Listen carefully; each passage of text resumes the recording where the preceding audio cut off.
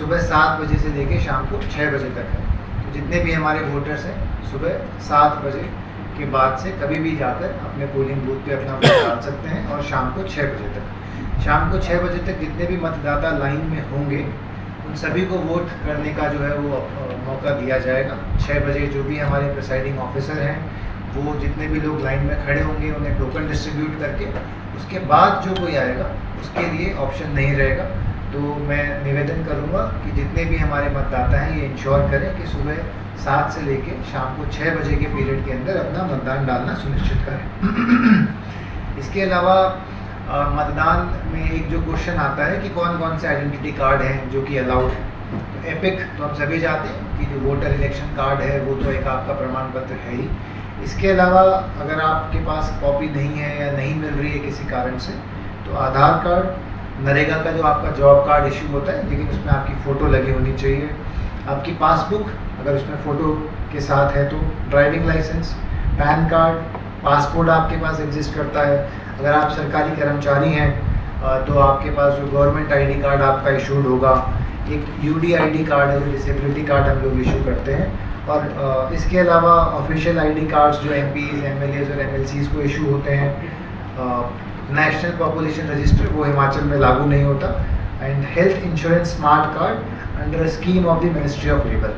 परंतु मुख्यतः basically Aadhaar, NREGA, PAN card, driving licence जो है उनको भी आप साथ में लेकर जा सकते हैं अगर आपके पास एपिक उपलब्ध नहीं है। एक वोटर इन्फॉर्मेशन स्लिप है जो बीएलओ सभी मतदाताओं को डिस्ट्रीब्यूट करते हैं इलेक्शन से कुछ समय पहले। वोटर इन्फॉर्मेशन स्लिप सिर्फ आपकी सूचना के लिए है, वो ऐसे आईडी प्रूफ नहीं मांगे हैं। तो कोई भी मतदाता ये गलती ना करें कि अकेली वोटर इन्फॉर्मेशन स्लिप लेकर जाएं।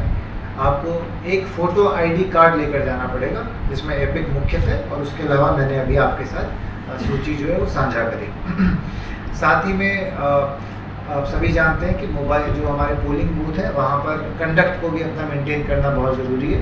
तो अगर कोई भी मतदाता किसी भी प्रकार का डिसऑर्डर फैलाते हैं, रकस क्रिएट करते हैं तो जो प्रिसाइडिंग ऑफिसर है उनके पास अथॉरिटी है कि वो उन्हें वहाँ से निष्कासित कर सकते हैं। तो निवेदन रहेगा सबसे कि सब अपना जो है व्यवहार ठीक रखें और जो गरिमा है पोलिंग बूथ की उसको मेंटेन करें।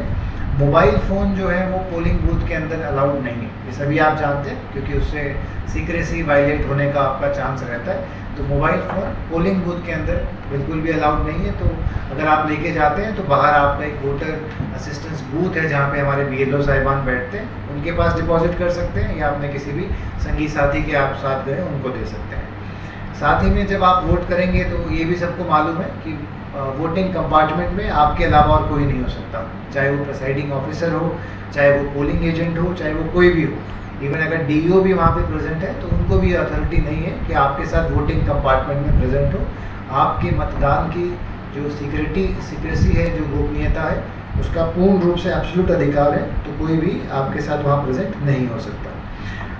बहुत से हमारे फर्स्ट टाइम वोटर्स भी हैं तो उनके लिए मैं थोड़ा सा जो हमारा वोटिंग की प्रक्रिया है कि किस प्रकार से आपका पोलिंग बूथ के अंदर चलता है उसके बारे में भी हल्का सा ब्यौरा दे देता हूँ। हमारे एक पोलिंग बूथ पे इन जनरल 4 आपके अधिकारी होते हैं, presiding officer, polling officer 1, polling officer 2 और पोलिंग ऑफिसर 3। जब भी कोई मतदाता एंटर करता है सबसे पहले वो पोलिंग ऑफिसर 1 के पास जाता है जो उसकी आइडेंटिटी के बारे में अपनी कॉपी के ऊपर उसको आइडेंटिफाई करके उसका नाम ज़ोर से पुकारता है। उसका कारण ये है कि जो भी हमारे पोलिंग एजेंट है वो भी ये चेक कर सके कि ये यही व्यक्ति है और अगर किसी को कोई ऑब्जेक्शन, डाउट है तो वो उसी पॉइंट पे रेज कर सकता है। एक बार जैसे आपकी आइडेंटिटी सुनिश्चित हो जाती है और आपकी जो उसके पास इलेक्टोरल रोल है पोलिंग ऑफिसर 1 पे उस पर आप मार्क हो जाते हैं तो आप पोलिंग ऑफिसर 2 के पास जाते हैं। पोलिंग ऑफिसर 2 आपसे एंट्री करवा के आपका सिग्नेचर करवाता है, आपको एक वोटर इन्फॉर्मेशन स्लिप देता है और आपके हाथ पे स्याही लगाता है। तो ये 3 कार्य जो है वो आपका पोलिंग ऑफिसर नंबर 2 करता है, जिसका काम जो है वो सबसे लंबा होता है।